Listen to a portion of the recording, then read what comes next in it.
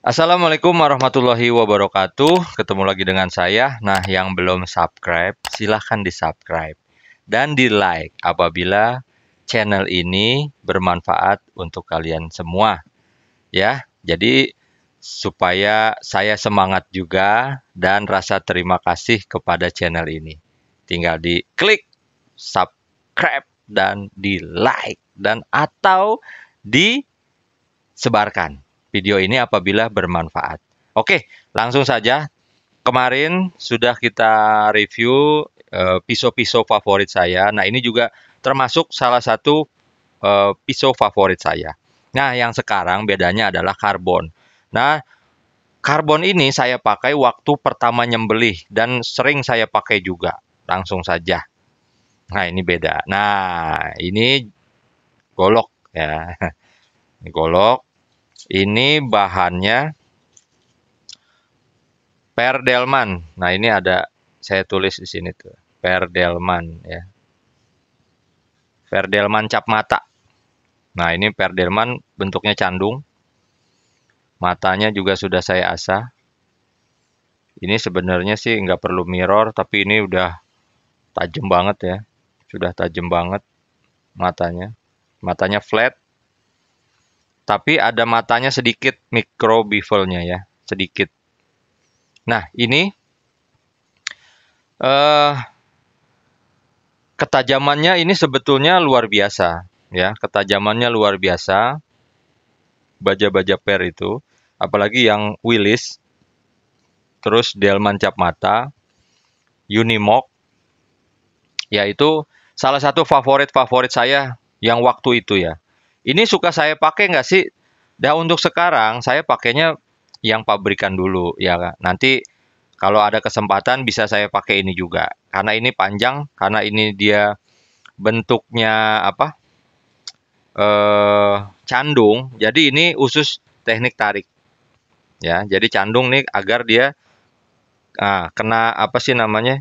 Di bawah ya. Di lantai atau di bawah di tanah ini enak nih. Ini kan dari tarik begini nih. Nah, begitu.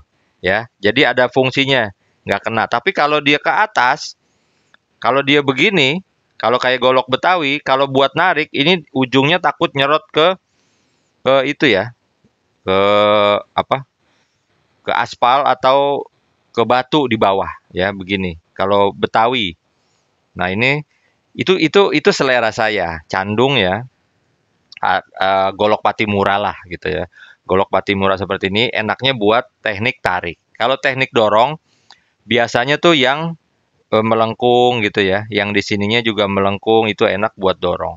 Tapi melengkung begini itu atasnya yang lengkungannya itu jarang dipakai.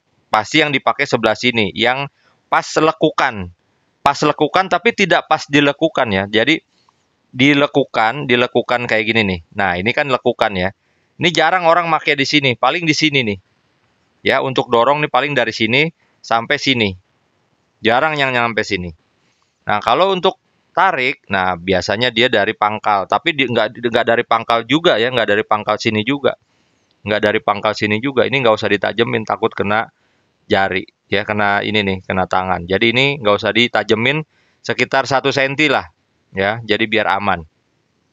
Nah, kekurangannya adalah baja-baja per tempa, kekurangannya adalah satu karatnya yang luar biasa. Jadi kalau habis motong, didiemin sebentar aja itu sudah langsung bercak-bercak kuning, ya, bercak-bercak kuning itu dilihatnya udah kayaknya males banget gitu ya. Telat sedikit aja tuh langsung kuning gitu loh. Telat sedikit itu langsung kuning. Luar biasa, tapi tajamnya jos dan kuat ya. Ya, dia sih cocok nih kalau baja-baja per itu buat apa? Nebang-nebang pohon, itu kuat dia. Karena apa? Dia tuh lentur gitu, lentur. Tapi kekurangannya juga dari sistem eh, HT-nya atau penyepuhan. Jadi ya ada beberapa kekurangan gitu ya. Ada beberapa kekurangan. Jadi nyepuhnya paling jago ya, itu setengah badan, setengah badan. Ya, paling jago nih setengah badan. Tapi biasanya sedikit, paling 1 senti atau 2 senti sedikit gitu ya, 2 senti kurang. Jadi bajanya itu kalau disepuh itu kecil banget gitu ya, kecil. Nanti kalau seumpama Anda ngasah sampai situ ke atas itu sudah nggak tajam.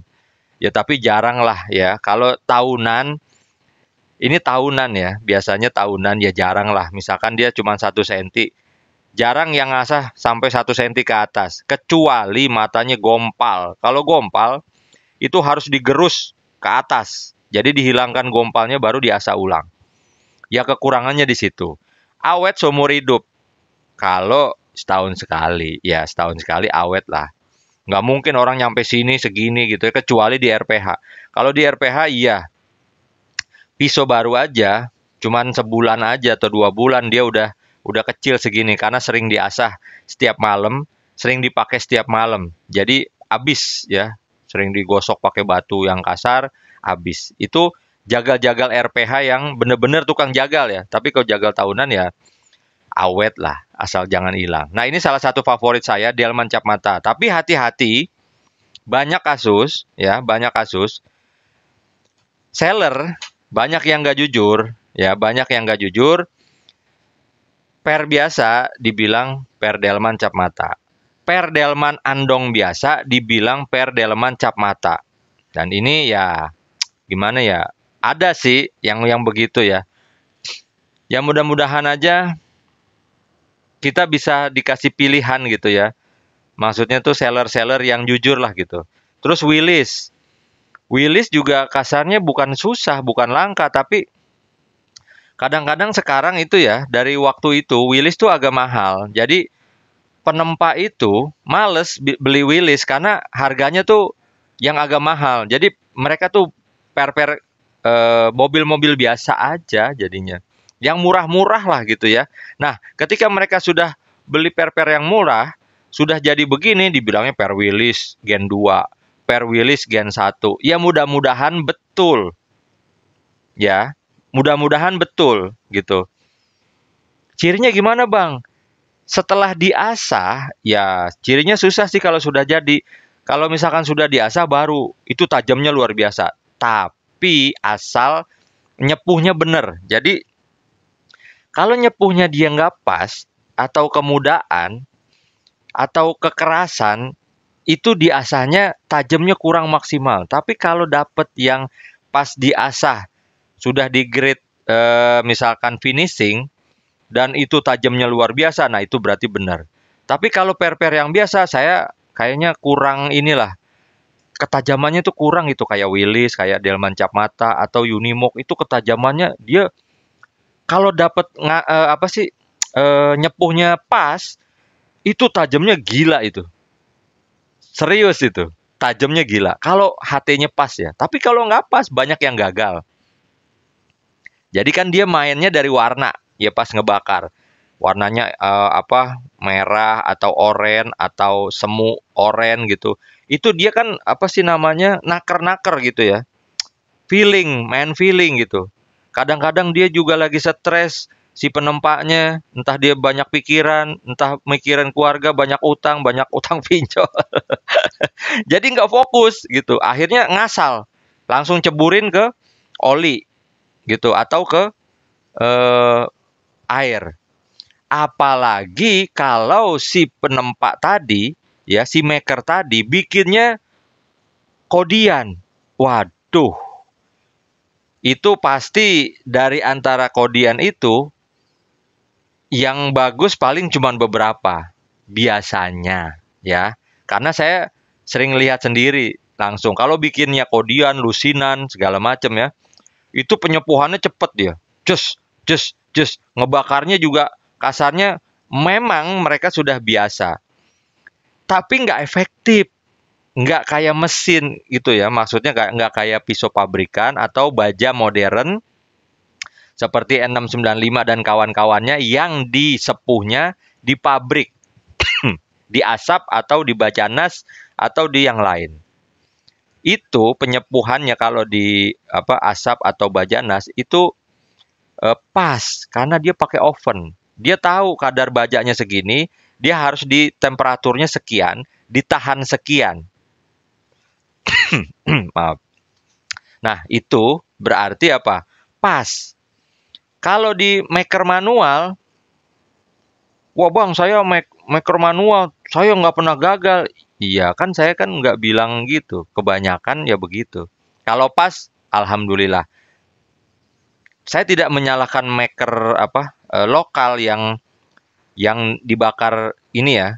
Tapi kalau bikinnya banyak atau tidak hati-hati itu penyepuhannya tuh dibilang kurang sempurna atau bisa dibilang gagal, fail, gagal lah. Dilihatnya dari hasil asahan terakhir. Ketika golok sudah sampai rumah, kita asah dengan grade finishing itu baru ketahuan. Gitu. Ya, baru ketahuan tajamnya gimana. Oke, mungkin itu saja. Karena ini sudah jadi budaya juga ya golok ya di Garut, Tasik, Jawa Barat itu bedok ya. Terus di Betawi juga golok ya. Itu ada yang fanatik juga nyembelih harus pakai golok. Saya nggak main pisau pabrikan bang. Wah, gila. Harus cinta produk-produk Indonesia. Gitu. Cintailah produk-produk Indonesia. Ya, kita itu banyak pilihan, ya banyak pilihan. Terserah, ada pilihannya di Anda semua. Mana yang terbaik? Anda sendiri yang merasakan, bukan dari saya. Saya hanya mereview sesuai dengan selera saya. Baik, silahkan dicoba sendiri mana yang terbaik menurut Anda pribadi. Sekian dari saya, kurang lebihnya mohon maaf, mudah-mudahan bisa bermanfaat. Wassalamualaikum warahmatullahi wabarakatuh.